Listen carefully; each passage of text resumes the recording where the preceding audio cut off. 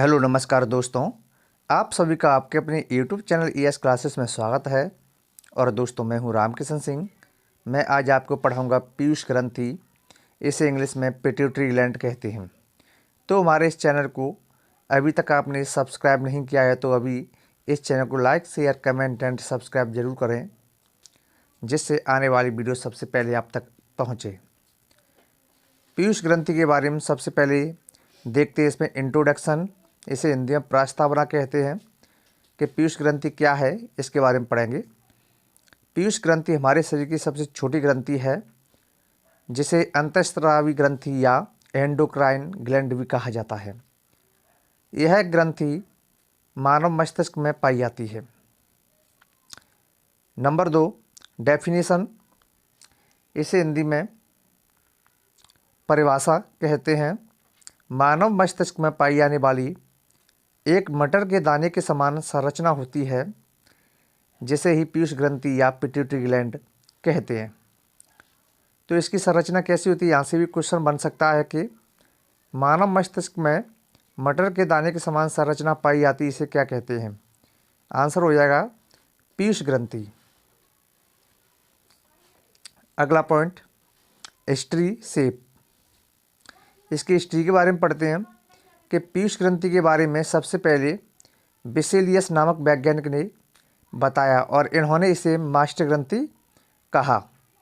पीयूष ग्रंथि का आकार मटर के दाने के समान होता है। तो यहाँ से भी क्वेश्चन बन सकते हैं कि पीयूष ग्रंथि के बारे में सबसे पहले किसने बताया। आंसर हो जाएगा बेसेलियस नामक साइंटिस्ट ने।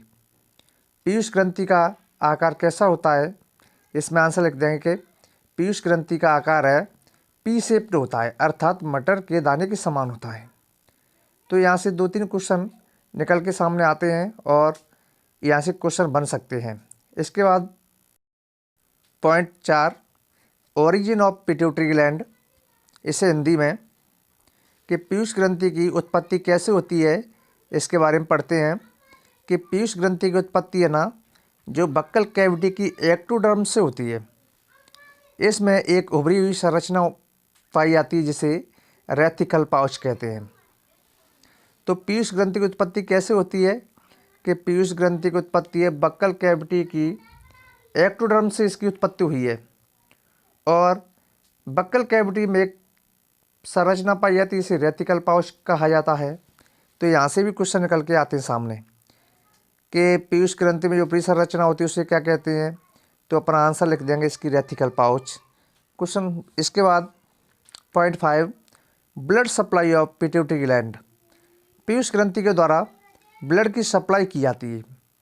पीयूष ग्रंथि के द्वारा ब्लड की सप्लाई की जाती है, इसके बारे में सबसे पहले बोरिंगटन नामक वैज्ञानिक ने बताया कि पीयूष ग्रंथि में ब्लड सप्लाई के लिए हाइपोफिजियल आर्टरी प्रवेश करती है और ब्लड की सप्लाई होती है। तो यहाँ से भी क्वेश्चन आ सकता है, बन सकता है कि पीयूष ग्रंथि की सप्लाई के बारे में सबसे पहले किस वैज्ञानिक ने बताया था। आंसर लिखेंगे कि बोरिंगटन नामक वैज्ञानिक ने। पीयूष ग्रंथि में ब्लड सप्लाई के लिए कौन सी आर्टरी प्रवेश करती है, इसमें आंसर लिख देंगे अपन हाइपोफिजियल आर्टरी प्रवेश करती है, और जो कि ब्लड की सप्लाई। पॉइंट नंबर 6, सब्सक्राइब करो अभी। Point number 6, hormone secretion of pituitary gland. Piyush ग्रंथि द्वारा स्रावित हार्मोन कौन कौन से हैं, इन्हें हम पढ़ेंगे। इसमें निम्न 2-3 हार्मोन दिए हैं जो पीयूष ग्रंथि द्वारा स्रावित होते हैं, जिसमें पहला हार्मोन है एसटीएच हार्मोन या जीएच हार्मोन। एसटीएच हार्मोन, इसे सोमेटोट्रोपिक हार्मोन या ग्रोथ हार्मोन भी कहा जाता है। यह हार्मोन पीयूष ग्रंथि द्वारा स्रावित होता है। इस हार्मोन का मुख्य कार्य होता है embryo growth and bone growth. यहाँ से क्वेश्चन आ सकता है कि एसटीएच हार्मोन का प्रमुख कार्य क्या होता है। आंसर लिखेंगे कि embryo growth and bone growth इसका प्रमुख कार्य होता है। एसटीएच का पूरा नाम क्या होता है, इसे अपन यहाँ से लिख देंगे सोमेटोट्रोपिक हार्मोन। जीएच हार्मोन का पूरा नाम क्या है, यहाँ से लिख देंगे ग्रोथ हार्मोन। सब्सक्राइब कर दो। इसमें दूसरा हार्मोन स्रावित होता है, इसका नाम है FSH हार्मोन। इस हार्मोन को फॉलिकल स्टिमुलेशन हार्मोन कहा जाता है। इस हार्मोन का मुख्य कार्य होता है कि यह सेक्सुअल बिहेवियर में सहायक होता है। FSH हार्मोन क्या है कि यह सेक्सुअल बिहेवियर में सहायक होता है और इसका पूरा नाम होता है follicle stimulation hormones. Number 3, LTH hormone. इस हार्मोन का पूरा नाम लैक्टिक ट्रोफिक हार्मोन होता है। इस हार्मोन का प्रमुख कार्य होता है कि यह हार्मोन स्त्रियों में दूध का स्त्रावण करता है। यदि इस हार्मोन की कमी हो जाती है तब महिलाओं के स्तनों में मिल्क की कमी हो जाती है। अर्थात तो यहाँ से भी यह LTH हार्मोन का मुख्य कार्य यही होता है। यहाँ से जैसे क्वेश्चन किस तरीके से आ सकते हैं कि सेक्सुअल बिहेवियर में कौन सा हार्मोन सहायक होता है, आंसर लिखेंगे FSH हार्मोन या फॉलिकल स्टिमुलेशन हार्मोन। यहाँ से कुछ क्वेश्चन बन सकते हैं, तो इसे सही तरीके से पढ़ लीजिए। यदि हमारा वीडियो आप लोगों को समझ में आया है तो हमारे इस चैनल को लाइक, शेयर एंड सब्सक्राइब जरूर करें, जिससे आने वाली वीडियो सबसे पहले आप तक पहुंचे और आपकी पढ़ाई है जो सतत रूप से लगातार कंटिन्यू बनी रहे। तो प्यारे विद्यार्थियों, हमारे इस चैनल को अभी तक आपने लाइक, शेयर एंड सब्सक्राइब नहीं किया है तो अभी जल्दी इस चैनल को like, share, comment and subscribe जरूर करें, जिससे आने वाली हर वीडियो सबसे पहले आपके फ़ोन तक पहुंचे और आप इसके माध्यम से अपनी पढ़ाई को बेस्ट। इसके बाद जो पीयूष ग्रंथि संबंधित लास्ट हेडिंग है, जो स्रावित हार्मोन का सीक्रेशन होता है, इस हार्मोन का नाम है TSH हार्मोन। इस हार्मोन का पूरा नाम टेस्टोस्टेरोन हार्मोन है। इस हार्मोन के कुछ प्रमुख बिंदु निम्नलिखित हैं। यह पीयूष ग्रंथि का प्रमुख हार्मोन है।